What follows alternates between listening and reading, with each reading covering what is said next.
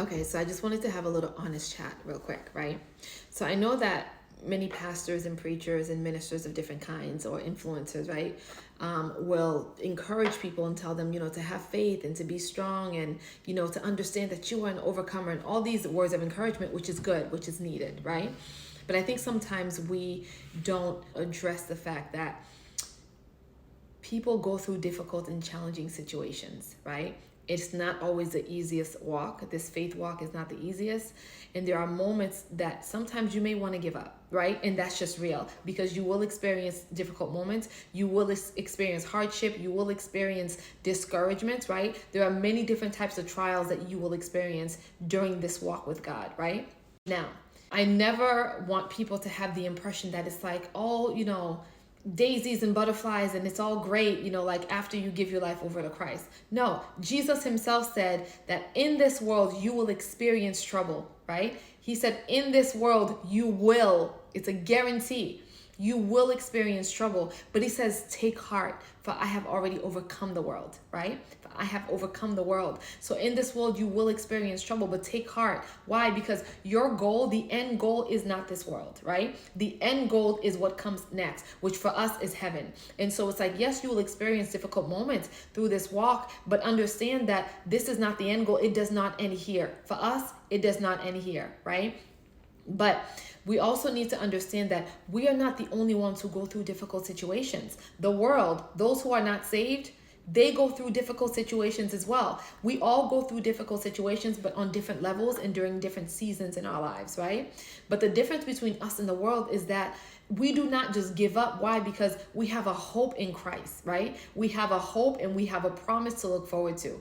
We don't give up because we know that we serve a God who can do the impossible. We serve a God who hears, a God who acts on our behalf, right? A God who performs miracles, signs, and wonders. So we don't give up easily when we experience difficult situations because we understand the promise and we understand the God that we serve, right? So and we have this hope that we can rely on and not give up because we understand that at any given time things can change because we serve a God who is faithful, right? So that's the difference between us and the world in that sense, is that we all experience difficult hardship and challenging situations, but our hope is different. We don't have to turn to drugs. We don't have to turn to sex. We don't have to turn to addictions, right? We turn to God, and he alone is the answer and is the way, right? And so I don't want us to continue to encourage and motivate and, give, these words of, these positive words without understanding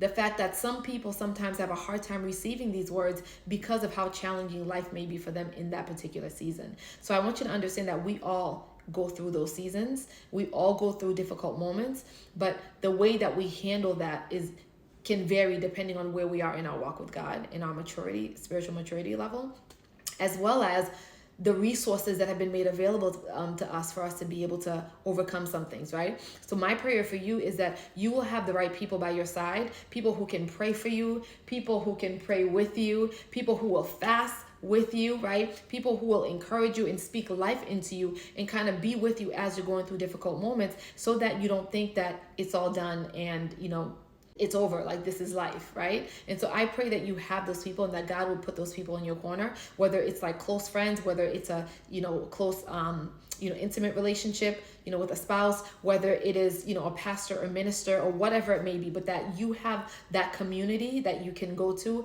during those difficult times. Because yes, this walk with God is not the easiest walk.